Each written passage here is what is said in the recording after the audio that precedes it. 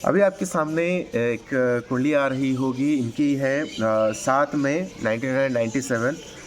जन्म समय है रात को 8:45 पर अकोला, महाराष्ट्र। एक लड़की की कुंडली है।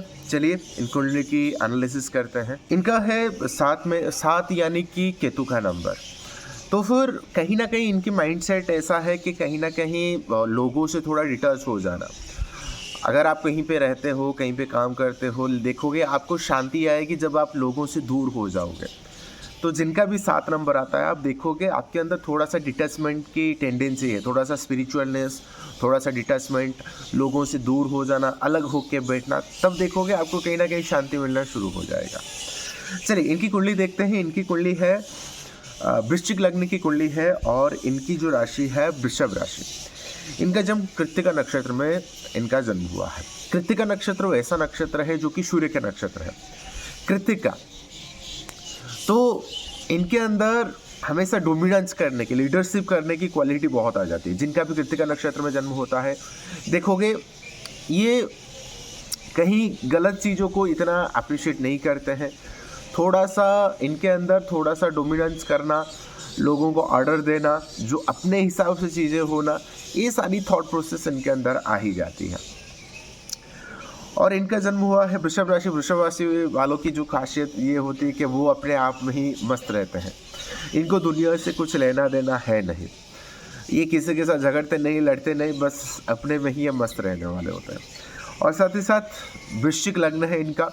और वृश्चिक लग्न वालों की खासियत ये होती है कि ये थोड़ा सा सिक्रेटिव पर्सनालिटी के होते हैं। बहुत सारी चीज़ें ये अपने अंदर छुपा के रखते हैं। सबको साथ लेकर चलना अच्छा लगता है, लेकिन जब ये रिवेंज लेना शुरू कर देते हैं तो रिवेंज लेने के लिए कुछ भी करने के लिए तैयार बैठे होते हैं।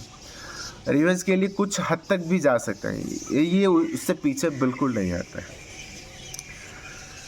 इनका जो लग्न लॉर्ड जो कि मंगल है, देखोगे इनके 10th हाउस में बैठा हुआ है। 10th हाउस में बैठा हुआ है। 10th हाउस आपके कर्म को रिप्रेजेंट करता है। जिनकी भी कुंडली में अगर आपके लग्न लॉर्ड अगर 10th हाउस में आ जाते हैं तो फिर देखोगे आप हमेशा काम करने के लिए तैयार बैठे हो। कुछ ना कुछ करते रहना आपको बिल्कुल पसंद आएगा। और 10th भाव में मंगल बैठा है, जहाँ पर वो दिग्बली हो जाते हैं, यानी कि अपने उच्च भाव में आकर बैठा है। उच्च राशि में नहीं, उच्च भाव में आके बैठा है 10th भाव में, जहाँ पे वो उच्च हो जाते हैं। तो मंगल बहुत अच्छे पोजीशन में आके बैठा है। तो इस वजह से इनके अंदर वो टेंडेंसी है कि कुछ ना कुछ करते रहना है, और ये करते रहेंगे भी हमेशा। इनका जो सवाल था कि सर मुझे बहुत पैसा कमाना है, खुद का ब्रांड बनाना है, अपनी खुद की आइडेंटिटी बनाना है, खुद का एक नेम फेम क्रिएट करना है, ये सारे थॉट प्रोसेस थे इनके। तो आखिर ऐसा क्यों है, और इस वजह से इनकी कुंडली में आखिर ऐसा क्यों है जिस वजह से उनकी सोच, उनकी चाहत ऐसी है। अब देखोगे इनकी कुंडली में शुक्र और चंद्रमा दोनों साथ बैठे हैं 7th हाउस में। शुक्र बैठा है 2 डिग्री पर और चंद्रमा बैठा है 3 डिग्री पर। जब भी शुक्र और चंद्रमा दोनों साथ आ जाते हैं, हालांकि दोनों अस्त होके बैठे हुए हैं, लेकिन शुक्र चंद्रमा की जब युति बन जाए तो फिर एक बहुत अच्छा युति है। शुक्र है आपका पैसा, लग्जरी, और चंद्रमा है आपका मन। तो फिर कहीं ना कहीं आपके माइंड में हमेशा शुक्र से रिलेटेड चीज़ें आती रहती है, जैसे कि पैसा हो जाए, प्यार हो जाए, बिजनेस हो जाए, लग्जरी हो जाए। और शुक्र चंद्रमा की युति में आप देखोगे कहीं ना कहीं लोग ऐसे फैमिली में पैदा होते हैं या फिर ऐसे कंडीशन उनको मिलता है जहाँ पर लग्जरी ऑटोमेटिकली है। अगर नहीं भी हो तो फिर इनके पास वो सारी चीज़ें अपने आप मिल ही जाती है, चाहे जो भी हो जाए वो चीज़ें उनको मिल ही जाएगी, इसमें नो डाउट है। और 7th हाउस में आके बैठ गया है, तो इस वजह से कहीं ना कहीं देखोगे इनके माइंड में वही चीज़ चल रहा है कि नहीं, मुझे एक लग्जरी चाहिए, एक ब्रांड चाहिए, मुझे पैसा, बहुत पैसा इनको कमाना है। तो इनकी थॉट प्रोसेस में वो सारी चीज़ें आ ही जाती है। हालांकि अभी इनकी कुंडली में राहु की महादशा चल रही है और राहु इनका बैठा हुआ है 11th हाउस में। जब मैंने इनको सवाल पूछा कि आप तो पैसे कमा रहे होंगे, ऐसा तो नहीं कि पैसे नहीं कमा रहे हैं, मैंने शुरू में आपको कहा था कि ये थोड़ा सिक्रेटिव नेचर के हैं। इनका जो सवाल था कि मुझे बहुत पैसा कमाना है, लेकिन इनके पास पैसा आ रहा है, लेकिन वो बताना नहीं चाह रहे हैं, मतलब उन चीज़ों को छुपा के सीक्रेट रखना चाह रहे हैं। और राहु बैठा हुआ है 11th हाउस में। राहु जब भी 11th हाउस में आ जाए और 11th हाउस की महादशा शुरू हो जाए, राहु की महादशा, तो फिर क्या होता है, हो सकता है आपको थोड़ा सा कन्फ्यूजन हो जाए, थोड़ा सा क्लैरिटी ना आ जाए, लेकिन आपके पास चाहे जो भी तरीका हो जाए, आपके पास पैसे आ ही जाएंगे। और इनके पास पैसे आते भी है, चाहे डिफरेंट सोर्सेज से हो जाए। अभी इनके पास लगभग 20 से 30 हज़ार रुपये वैसे भी आ ही जाते हैं, लेकिन ये बताना नहीं चाहते। बस इनका सवाल ये था, सर मुझे ये बताइए कि मैं पैसा कमाऊंगी या नहीं कमाऊंगी, बहुत पैसा कमाऊंगी, बिलियनर मिलियनर हो पाऊंगी या नहीं हो पाऊंगी, खुद का एक ब्रांड बना पाऊंगी या नहीं बना पाऊंगी।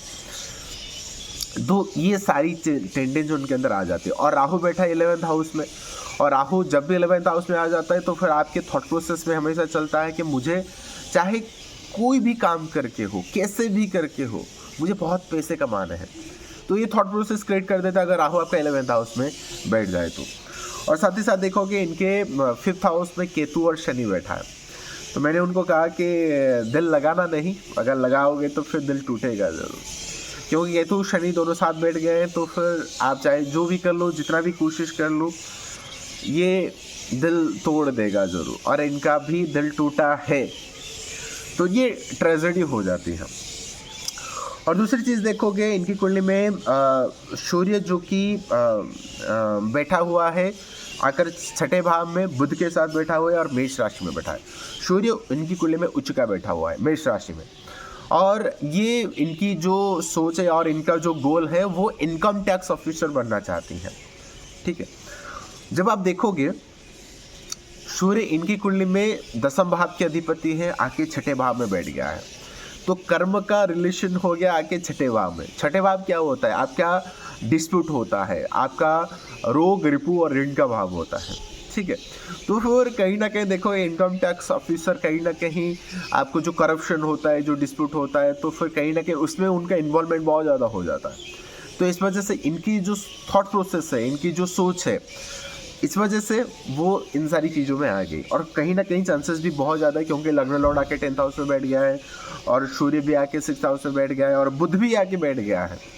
अगर बुध भी आके 6ठे भाव में बैठ जाए तो फिर कहीं ना कहीं ये भी कम्बिनेशन बहुत अच्छा है। तो देखोगे ये इनको सक्सेस तो वैसे मिल ही जाएगी और हाई चांसेस है। लेकिन हालांकि अभी राहु की महादशा चल रही है, तो इस वजह से थोड़ा सा हो सकता है माइंड को थोड़ा सा डिस्ट्रैक्ट करे, थोड़ा सा फोकस करने में थोड़ा सा इनको दिक्कत आए। हालांकि अभी इनकी कुंडली में राहु में अभी बुध की अंतर्दशा चल रही है, और इनकी कुंडली बुध आके 8th लॉर्ड होके आके 6th हाउस में बैठ गया है, जो कि विपरीत राजयोग भी बन रहा है, और साथ ही साथ बुध भी 11th हाउस के भी लॉर्ड बनते हैं। तो फिर कहीं ना कहीं चांसेस बहुत अच्छा है। अगर ये इनकम टैक्स ऑफिसर में जाना चाहते हैं तो फिर हो सकता है। और हालांकि अभी ये बिजनेस में इन्वॉल्वमेंट है, अपने फादर की जो बिज़नेस है वो बिज़नेस में अभी थोड़ा सा उसमें खुद को उलझा के रखेंगे, थोड़ा बिजी रहते हैं। तो ये चीज़ है उनके साथ। लेकिन और एक चीज़ देखोगे इनकी कुंडली में गुरु आके नीच का होके बैठ गया है। गुरु इनका 2nd लॉर्ड है और साथ ही साथ 5th लॉर्ड है। तो 5th लॉर्ड है, कहीं ना कहीं इस वजह से थोड़ा सा प्रेम संबंध में थोड़ा सा डिस्टर्बेंस कर देगा।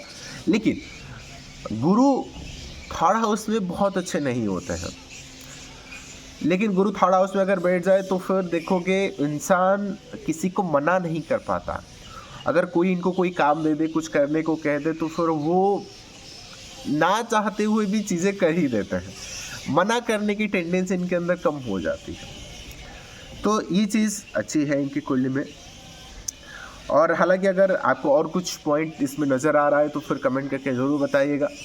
और अगर आप अपनी कुंडली का एनालिसिस करना चाहते हैं तो ऊपर नंबर दिया गया है, आप हमारे साथ कॉन्टैक्ट जरूर कर सकते हैं। और साथ ही साथ आप सबसे मुलाकात होगी अगले एक वीडियो में। और चैनल को लाइक शेयर कमेंट सब्सक्राइब ज़रूर करके जाइए।